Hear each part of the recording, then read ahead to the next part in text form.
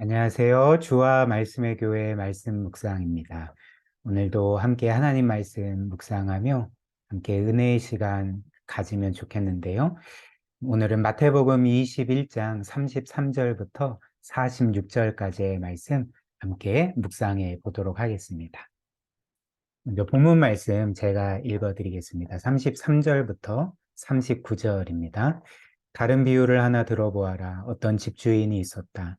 그는 포도원을 일구고 울타리를 치고 그 안에 포도즙을 짜는 확을 파고 망대를 세웠다. 그리고 그것을 농부들에게 새로 주고 멀리 떠났다. 열매를 거두어 들일 철이 가까이 왔을 때에 그는 그 소출을 받으려고 자기 종들을 농부들에게 보냈다. 그런데 농부들은 그 종들을 붙잡아서 하나는 때리고 하나는 죽이고 또 하나는 돌로 쳤다. 주인은 다시 다른 종들을 처음보다 더 많이 보냈다. 그랬더니 농부들은 그들에게도 똑같이 하였다. 마지막으로 그는 자기 아들을 보내며 말하기를 그들이 내 아들이야 존중하겠지 하였다. 그러나 농부들은 그 아들을 보고 그들끼리 말하였다. 이 사람은 상속자다. 그를 죽이고 그의 유산을 우리가 차지하자. 그러면서 그들은 그를 잡아서 포도원 밖으로 내쫓아 죽였다. 예수님의 또 다른 비유, 포도원 비유라 불리는 말씀입니다. 오늘 이 말씀의 내용을 간략하게 이제 말씀을 드리면 이렇습니다. 어떤 한 주인이 포도원을 만들었죠. 그래서 그 포도원 부지에 그 포도를 심을 수 있도록 땅을 일구고 또 울타리를 치고 또 망대를 세웠죠. 또 포도주 즙을 짜는 곳도 만들었습니다. 그리고 가장 중요하게는 거기에 많은 포도나무를 심었던 거죠. 근데 이 포도원 주인은 그 포도원을 자신이 가꾸고 또 운영하지 아니하고 자신의 포도원을 농부들에게 세를 주었습니다. 그래서 수확기에 농부들이 자신에게 일정 비율의 소출을 주고 나머지는 그 농부들이 다 갖도록 그렇게 계약을 맺었던 것입니다. 그리고 이제 드디어 수확기에 이르렀을 때에 포도원 주인은 계약한 것처럼 이제 소출을 받기 위해서 자신의 종들을 농부들에게 보냈던 거죠. 그런데 참 어처구니 없는 일이 일어났습니다. 농부들은 포도원 주인이 보낸 그 종들을 사로잡아서 때리고 또 돌로 치고 죽여버렸던 거죠. 무슨 일이 일어난 것입니까? 그 농부들이 이 포도원 주인을 향해 반란을 일으킨 것입니다. 소위 이제 반역을 일으킨 거죠. 그래서 이 포도원이 자신들의 소유가 아니었음에도 불구하고 자신들이 이 포도원을 차지하기 위해서 주인이 보낸 종들을 그렇게 때리고 죽여버렸던 것입니다. 그렇다면 이후에 포도원 주인은 어떻게 해야 하겠습니까? 어찌됐든 공권력을 사용해서 빼앗긴 포도원을 다시금 되찾아와야 하지 않겠습니까? 근데 놀랍게도 그리고 너무나도 이상하게도 포도원 주인은 더 많은 종들을 그 농부들에게 지속적으로 보내게 됩니다. 그리고 그 악한 농부들은 주인이 보낸 종들을 똑같이 사로잡아서 때리고 돌로 치고 이제 죽여버렸던 거죠.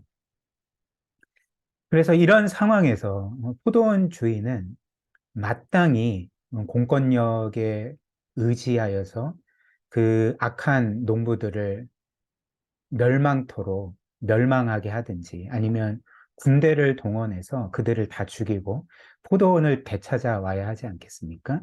그런데 너무나도 이상하게도 이 포도원 주인은 이제 자신의 너무나도 사랑하는 그 아들을 이 악한 자들에게 보냈던 거죠. 그래서 어떻게 됐습니까? 이 악한 농부들은 포도원 주인의 아들까지 사로잡아서 포도원 밖으로 끌고 가 죽여버렸던 것입니다. 그렇다면 예수님께서는 이 비유를 통해서 이제 어떤 것을 말씀해 주시고자 했던 것인가, 우리에게 어떤 사실을 가르쳐 주시고자 했던 것인가라는 거죠. 예수님의 이 비유는 어떤 면에서 창세기부터 요한계시록에 이르는 이 세상 역사의 이제 요약판이라 할 수가 있습니다. 일단 비유에서 등장하는 포도원을 만든 주인은 이제 하나님 자신을 가리키는 거죠. 즉, 온 세상 만물을 창조하신 이제 하나님이 바로 포도원 주인으로 그렇게 비유된 것입니다. 그렇다면 포도원은 어떤 것일까요? 하나님께서 만드신 이제 세상을 가리키는 거죠. 그리고 농부들은 하나님께 죄를 짓고 반역한 사람들을 가리킵니다. 왜냐하면 하나님은 사람을 창조하시고 또 비유의 포도원으로 이렇게 상징되는 이 세상 만물을 창조하신 후에 이 세상 자체를 사람에게 위임시키셔서 사람으로 하여금 하나님 대신 이 세상을 다스리게 하셨던 것입니다. 그러나 우리가 창세기에서 보는 것처럼, 그리고 이후의 역사에서 보는 것처럼 이 사람들은 하나님께 반역했던 거죠. 하나님께서 분명히 왕이시고 주인이시고 창조주이시고 주권자이심에도 불구하고 사람들은 마치 자신이 주인인 것처럼, 자신이 왕인 것처럼, 자신들이 신인 것처럼 행세하며 하나님께 반역했던 것입니다. 마치 비유에서 농부들이 포도원 주인의 그 포도밭을 빼앗고 반역을 일으킨 것처럼 말입니다. 여기에서 우리가 잠시 깨닫게 되는 바가 무엇일까요? 그러니까 죄가 어떤 것인지, 특별히 죄의 본질이 무엇인지를 보게 되지 않습니까? 죄는 우리가 생각하는 것처럼 단지 범법 행위가 아닙니다. 혹은 죄는 단지 도덕적으로 비난받을 만한 어떤 행위들만을 가리키지 않는 거죠. 죄의 본질은 오늘 이 비유의 말씀처럼 피조물인 우리가 창조주인 하나님께 반역하는 것입니다. 즉, 하나님의 하나님 되신 그분이 창조주요 또 온 세상 만물의 주님 되심을 거부하고 우리가 마치 우리의 삶의 주인인 것처럼 살아가는 것이 죄의 본질이라 할 수가 있는 거죠. 또한 포도원 주인이 그 농부들에게 보낸 그 종들, 그 악한 농부들에게 죽임당한 종들은 이제 또 무엇을 가리키겠습니까? 그들은 하나님께서 즉 자신을 반역한 그이 세상과 죄인들에게 끊임없이 보내셨던 그분의 선지자들을 가리킨다는 거죠. 그런데 한번 생각을 해보십시오. 오늘 이 예수님의 비유의 이야기들은 사실 어떤 면에서 우리가 도저히 이해할 수 없는 이야기입니다. 이 세상 기준에서는 전혀 일반적이지 않는 굉장히 기괴한 그런 이야기처럼 들리지 않습니까? 한번 그 생각을 해봅시다. 우리가 만약에 예수님의 비유의 포도원 주인이었다면 이렇게 우리의 포도원을 강제 점령하고 빼앗으려고 하고 또 내가 보낸 종들을 계속적으로 죽인다면 우리는 그들을 어떻게 대할까요? 그러니까 제가 그 처음에 말씀드린 것처럼 우리는 당장 공권력을 동원하거나 혹은 우리가 좀 권력을 가진 사람이었다면 이제 군대를 동원해서 그들을 진압하고 그들을 다 죽여버리고 다시 포도원을 되찾을 것 아닙니까? 그런데 예수님의 비유에서 이 포도원 주인은 자신의 종들을 계속 악한 농부들에게 보내는 거죠. 계속 죽임을 당하는데도 불구하고 계속 이 농부들이 자신에게 반역하고 자신의 포도원을 빼앗으려고 하는데도 불구하고 계속 종들을 보냈던 것입니다. 이는 무엇을 보여줍니까? 예수님의 비유에서 포도원 주인은 농부들을 멸망시키기를 원하지 않았다는 것을 보여주는 거죠. 포도원 주인은 자신에게 반역한 자신의 종들을 그렇게 처참하게 죽여버린 그 악한 농부들을 끝까지 설득하기를 원했던 것입니다. 그래서 그들이 죄에서 돌이켜 구원받기를 원했고, 그래서 이런 이유로 포도원 주인은 자신의 종들을 끊임없이 악한 농부들에게 보내서 회개해라. 너희가 회개해야지 산다. 이런 메시지를 그들에게 전하게 했던 거죠. 그리고 예수님의 이 비유의 핵심은 어떤 것일까요? 바로 우리 하나님께서 이 비유의 포도원 주인과 같은 분이시라는 것입니다. 누가복음 13장 34절에서 우리 주님이 예루살렘 성을 바라보며 이런 말씀을 하셨습니다. 예루살렘아, 예루살렘아, 선지자들을 죽이고 너에게 파송된 자들을 돌로 치는 자여, 암탉이 제 새끼를 날개 아래에 모음같이 내가 너희의 자녀를 모으러 한 일이 몇 번이냐? 그러나 너희가 원하지 아니하였도다. 이렇게 말씀하셨습니다. 무슨 말씀일까요? 하나님은 자신에게 반역한 예루살렘과 더 나아가 이 세상에 계속적으로 그분의 선지자들을 보내셔서 회개하라 명하시고 구원의 기회를 계속적으로 주셨지만 이들은 그 선지자들을 계속 죽였다는 것입니다. 그런데 우리가 눈여겨볼 부분은 하나님께서 왜 어떤 마음으로 그 선지자들을 계속 보내셨는가라는 거죠. 오늘 이 말씀처럼 암탉이 제 새끼를 날개 아래에 모음같이 하나님께서 우리를 계속적으로 품으려고 하셨다는 것입니다. 우리를 구원하시려고 하셨던 것입니다.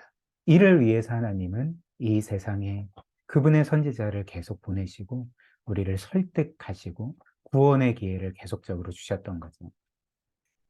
한번 곰곰이 생각을 해봅시다. 우리는 이 세상에서 이 비유와 같은 이런 이야기들, 이런 경우를 과연 찾을 수가 있을까요? 어떤 한 나라의 왕이 자신에게 끊임없이 반역하는 그 반역자들을 향해서 계속 종들을 보내고 그들을 설득하려고 하고 그 종들은 계속 죽임당함에도 불구하고 그들을 포기하지 않는 이제 이런 종류의 이야기들을 여러분들은 들어보신 적 있습니까? 혹은 이 세상의 종교들의 신들이 사람들에게 이런 은혜와 호의를 베푼다는 이야기를 들어보신 적이 있습니까? 거의 확실히 이런 경우는 이 세상의 종교나 이야기에서 발견할 수 없을 것입니다. 즉, 오늘 이 예수님의 비유, 특별히 포도원 주인의 이런 모습은 이 세상의 보편적인 생각과는 완전히 반대의 이야기를 하는 거죠. 상식적이지 않고 기괴한 이야기라는 것입니다. 그렇다면 이는 우리에게 어떤 사실을 알려줄까요?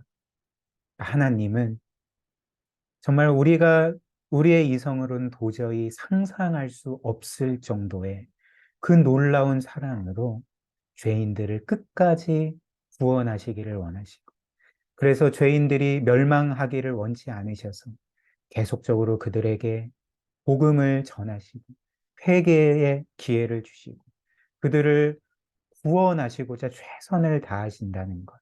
이 하나님의 사랑이 얼마나 놀라운지를 오늘 이 비유의 말씀이 우리에게 보여주고 있는 것입니다. 바로 이 때문에 하나님은 그분의 그 선지자들을 지속적으로 우리에게 보내심으로써 지금도 잃어버린 자들을 찾고 계시고 부르고 계시다는 거죠. 그러나 예수님의 비유는 이것이 전부가 아닙니다. 이제 남아있는 이야기, 클라이막스에 해당되는 이야기가 남아있죠. 그것이 무엇일까요? 이 비유에서 포도원 주인은 이제 자신의 종들이 아니라 마지막으로 자신의 아들을 그 악한 농부들에게 보냅니다. 그리고 자신의 아들을 이 농부들에게 보내면서 포도원 주인은 이렇게 생각을 했던 거죠. 그들이 내 아들은 존중하겠지. 무슨 말일까요? 그러니까 이런 말을 한 것입니다. 이들에게 내가 사랑하는 아들까지 보내는 것을 본다면 그들이 나의 마음을 알지 않을까?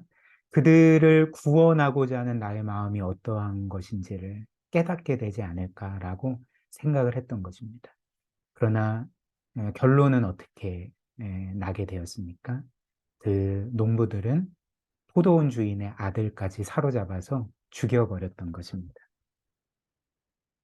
그리고 이는 우리가 아는 것처럼 하나님께서 그분의 사랑하시는 독생자 예수 그리스도를 이 세상에 그분께 반역한 죄인들에게 보내셨다는 것을 상징적으로 보여주는 것이죠. 그러나 이 비유에서 우리가 기억해야 될 것이 있습니다. 오늘 이 비유의 말씀에 나타나는 포도원 주인이 아들을 보낸 목적과 하나님께서 이 세상에 우리에게 그분의 아들을 보낸 목적은 약간 차이가 있다는 것입니다. 즉, 하나님께서는 비유의 포도원 주인과는 달리 그분의 외아들 예수 그리스도를 이 세상에 우리에게 보내신 목적은 단지 죄인들을 설득하기 위함이 아니었던 거죠. 하나님께서 그 아들을 보내신 궁극적인 이유와 목적이 무엇이었습니까? 그 포도원의 악한 농부들과 같은 죄인들인 우리를 설득하시고 회개하게 하실 뿐만 아니라 바로 우리 죄를 위한 대속 제물로 그 아들을 보내셨다는 거죠. 그래서 하나님은 단지 우리와 같은 죄인들을 설득하는 것을 넘어서 우리의 모든 죄를 대신 해결하시기 위해서 그 아들을 죽이심으로써 우리의 죄값을 치르시기 위해서 그 외아들 예수 그리스도를 이 세상에 우리 모두에게 보내셨다는 것입니다. 따라서 엄밀히 말하면 하나님의 아들 예수 그리스도를 죽인 것은 사람들이 아니었습니다.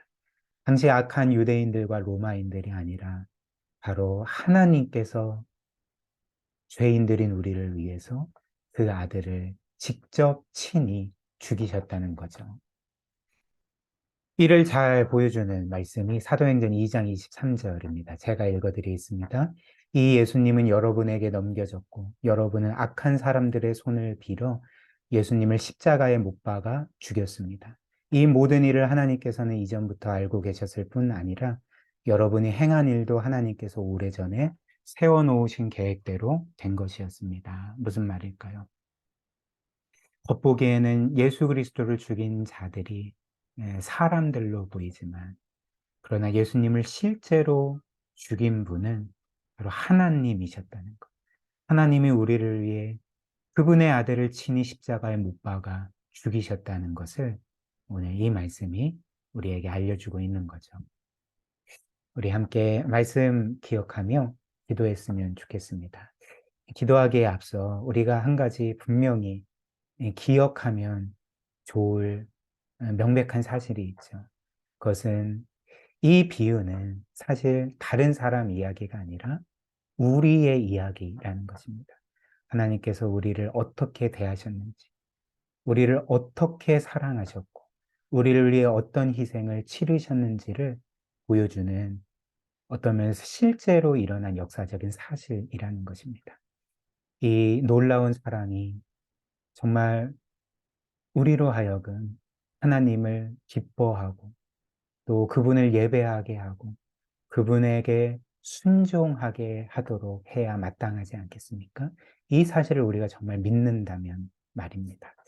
오늘 우리가 함께 기도할 때 그 아들을 아끼지 아니하시고 우리 모든 죄인들을 위해 내어주신 우리를 영원토록 구원하시고 그분의 자녀로 삼아주신 그 하나님의 사랑 단지 지식으로만 아는 것이 아니라 늘 마음 깊이 깨닫고 경험하고 그래서 하나님을 늘 기뻐하고 예배하고 순종하는 삶 살아가게 해달라고 우리 오늘 이런 은혜 구하면서 함께 기도하도록 하겠습니다.